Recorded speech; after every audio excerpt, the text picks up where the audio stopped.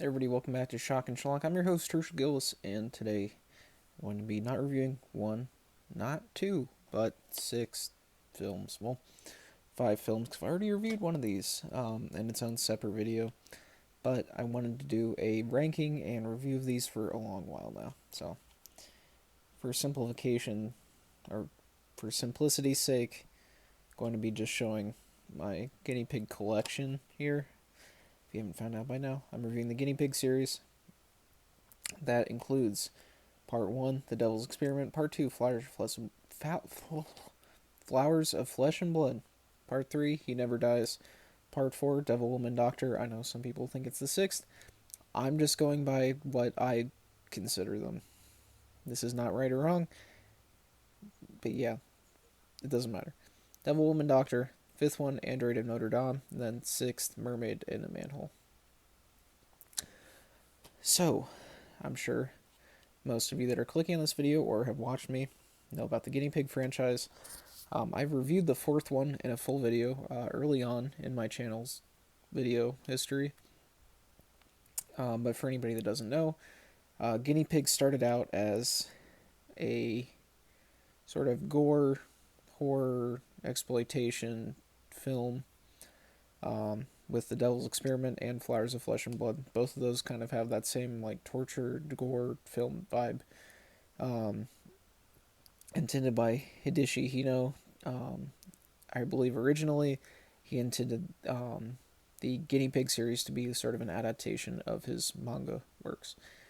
They gained some infamy during the 80s through 1990, and then there was a special made in 1991, which I'm not going to be reviewing today.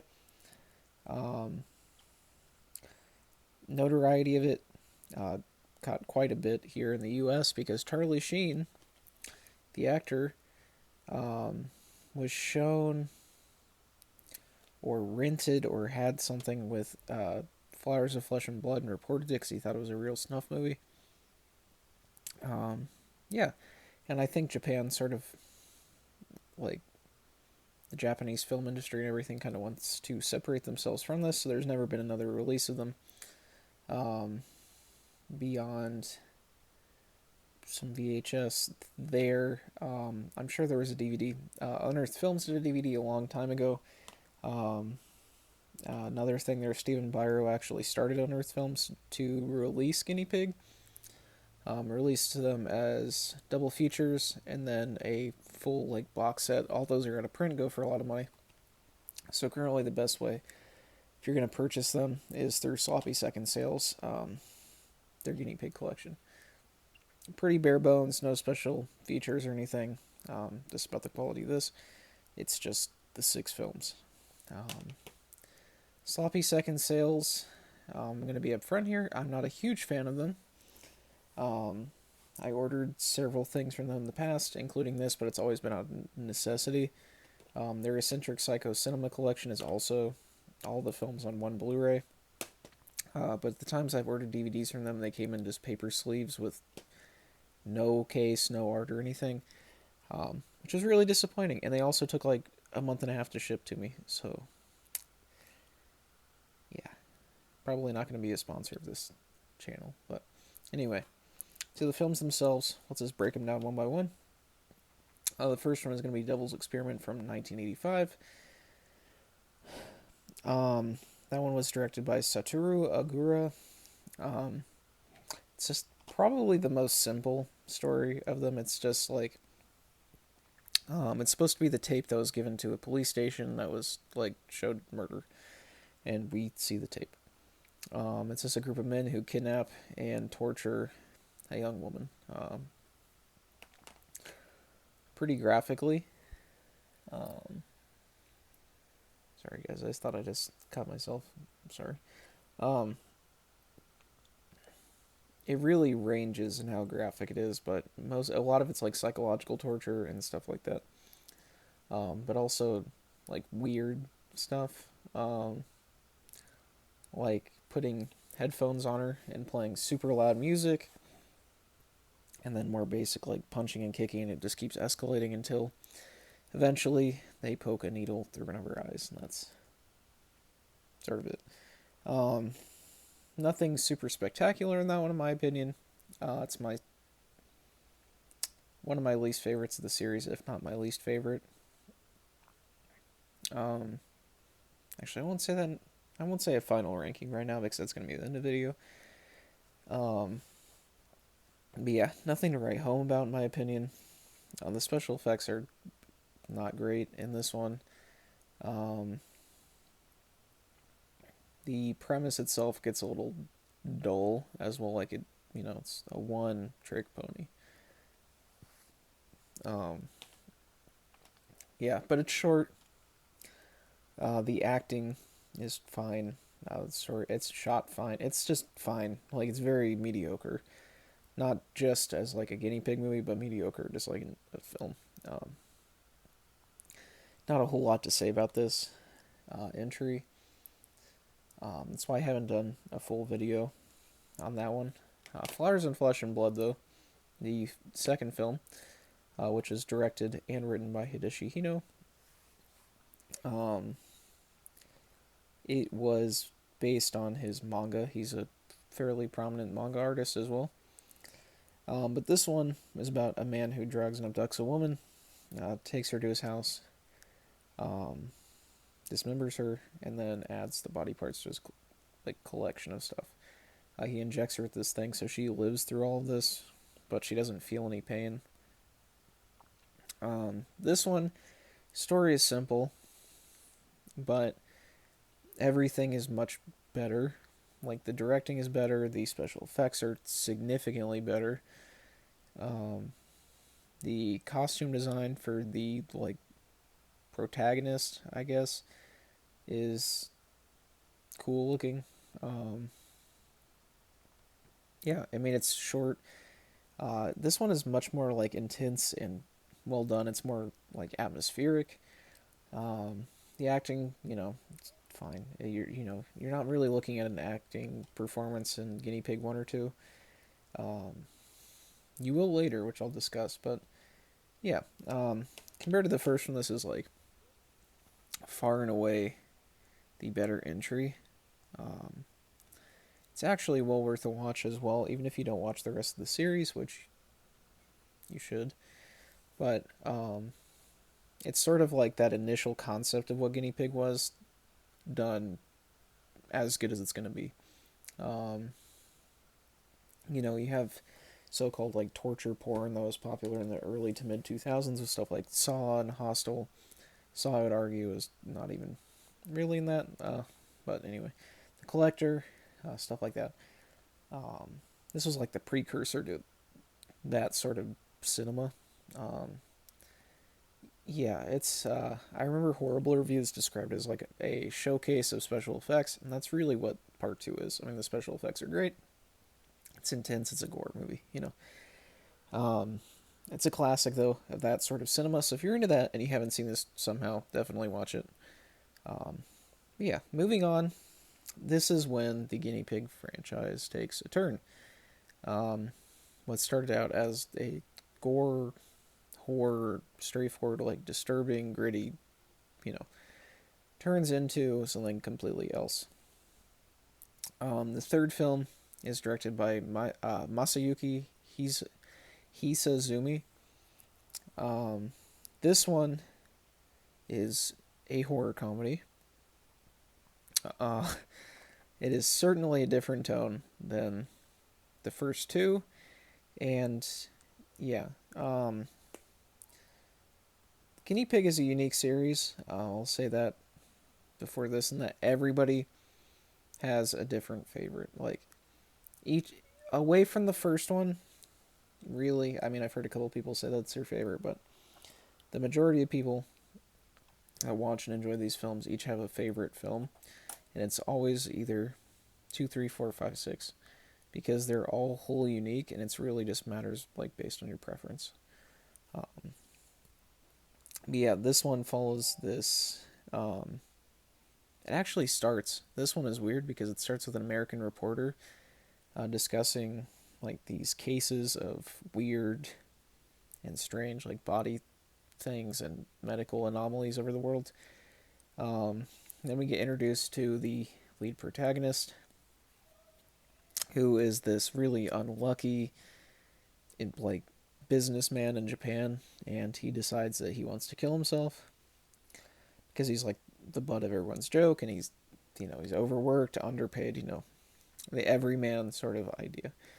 When he tries to slit his wrist, he finds that he can't die, and that he didn't feel pain at all. So he's immortal. And after finding this out, he's, sort of almost gains like a new lease on life. And he wants to play practical jokes on his coworkers by mutilating himself in various ways. Um, yeah, that's pretty much how the story goes. I mean, all these movies don't really have like a twist or anything, but this one I believe is one of the shortest of the series, if not the shortest. It's like 40 minutes or so. Really quick. But it is funny. It takes a little bit to get going considering the short runtime. Um, but the pranks that he plays on his friends and coworkers actually end up being really funny. The special effects are not the best of the series, but they're passable for sure. Um, and them not being like the best of the series actually lends well to this because it's not supposed to be a serious, gory mess of a movie. It's just supposed to be something they kind of laugh at. It's really charming, actually. The lead actor did a really good job in this one. He's very likable. Um, you know, relatable, maybe not in like some of the more extreme aspects, but like being that everyman character. It's a little bit easier to relate to him versus being like the samurai dude chopping up someone in the second film and stuff like that. But yeah, I really enjoy this one. A lot of people um, that are sort of like a more, I don't want to say typical horror fan, enjoy this one probably the best. I've seen that like ranked as people's favorites of people that enjoy like horror comedies and more mainstream stuff that don't want like the really intense gore focused nature of like the second film. Um, and then this is where we get into like sort of a confusing area because part 4 of Guinea Pig is either Devil Woman Doctor or Mermaid in a Manhole. I've seen it both ways, and I believe the way that it happened was Mermaid in a Manhole was produced 6th in the series, but it was released 4th. But in our case, and for the sake of this video, the 4th film is Devil Woman Doctor. I've reviewed that in full, so I'm not going to talk about it a lot. Make sure to watch my previous video on that. But it sort of follows like this only one character sort of connecting things. It reminds me of something like an anthology series like Tales from the Crypt or something, but it's one, um, I believe it's a cross-dresser um, called the Devil Woman Doctor, and she like recounts these medical cases that she's dealt with, and everybody has like a weird case. Like there's exploding people and poop monsters and like a twin in someone's stomach. It's really weird. Um, but yeah, it's fun. It sort of keeps the same tone of the third film, where it's more of a comedy than anything. The special effects range from really bad to mediocre. But yeah, it's fun. I'm not going to talk too much about it because it's already reviewed in my older video. But it's certainly, in my opinion, the most underrated of the series. I'll say that. It's unfairly maligned a lot of the time. I've seen people say it's like it takes the tone of the third one, but it's worse. I don't think so. I think it's just a matter of preference. I enjoy both quite a bit. Moving on to the 5th one. This one is, I believe, everybody agrees that Android of Notre Dame is the 5th film. This was the most recent one I watched, personally. Actually rewatched, or not rewatched, watched it for the first time yesterday. That's what's kept this video from being made for so long. I just, for whatever reason, never watched this one. This one is more of like a Frankenstein type story. The seriousness is back. This scientist is trying to find, like, people to experiment on to cure his sister's illness that's killing her.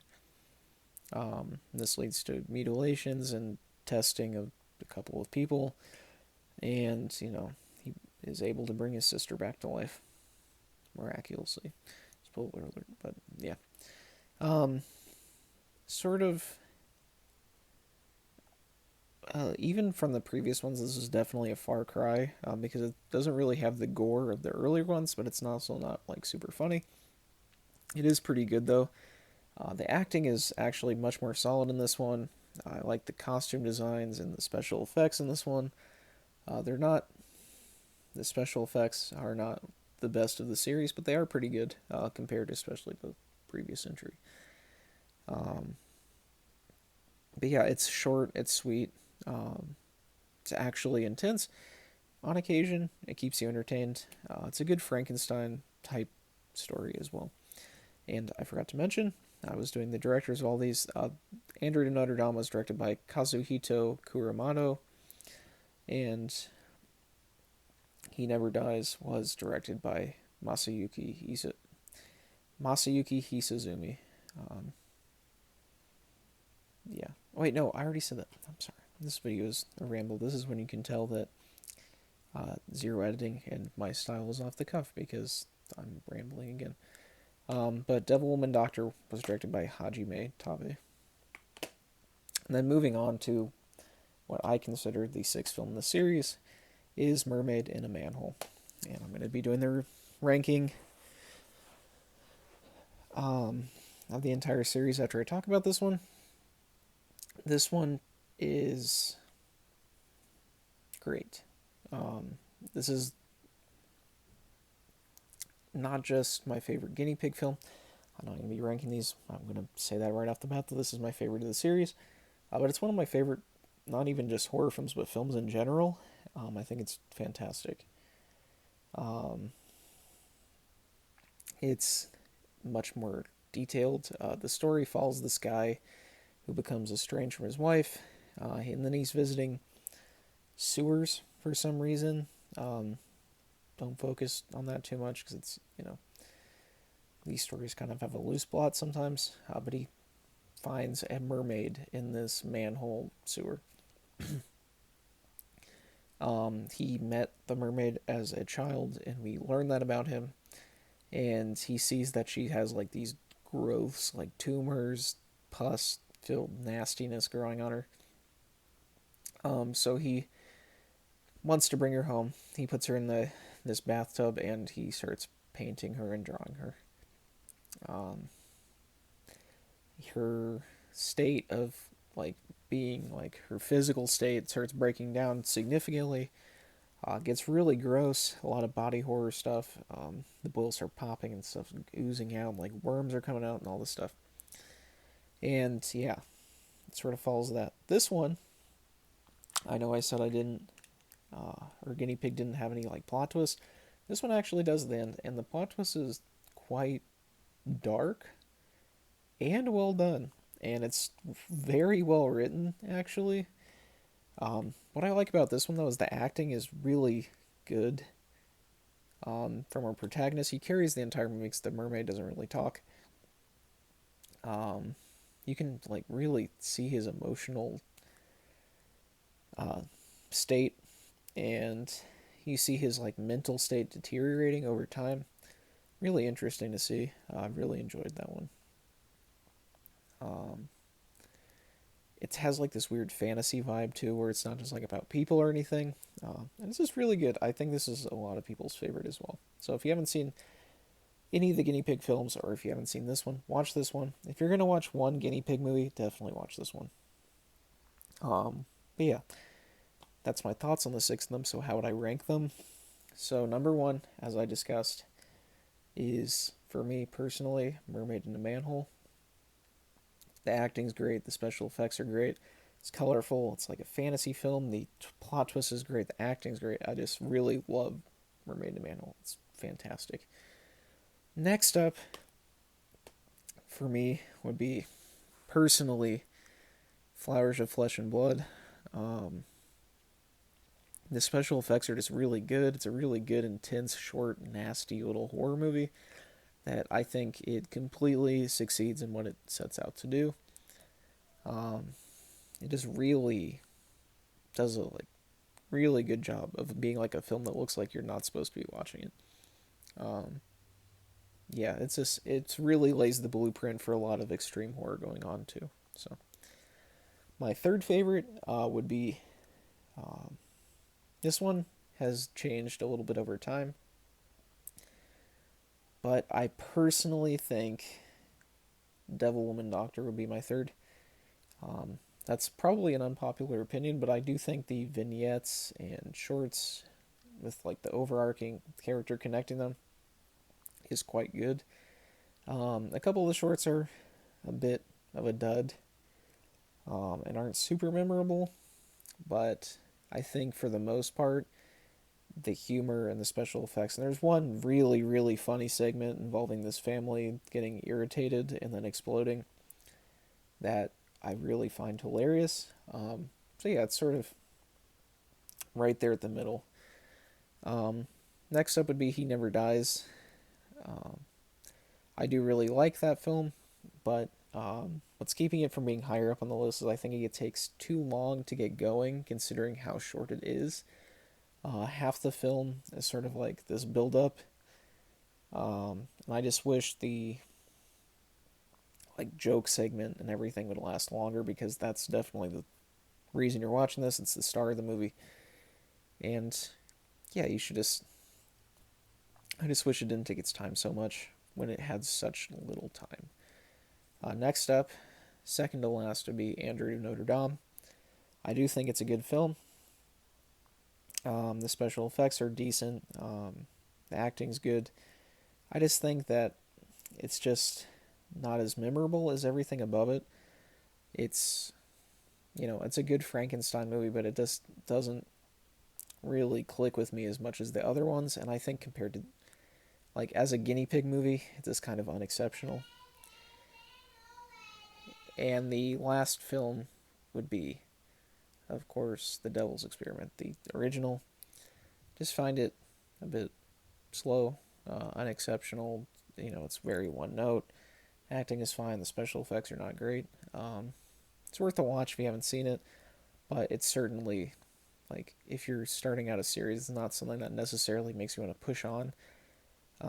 If you don't know what the rest of the series is. So, yeah, that's my thoughts. That's my ranking. I hope you all enjoyed the video. Make sure to subscribe if you haven't. Keep notifications on. And as always, I've been your host, Herschel Gillis, signing off for today. Zero thoughts, zero planning, zero editing, and zero brain cells. And I'll be back tomorrow, day 12 of 31 days of horror reviews. Thanks, guys.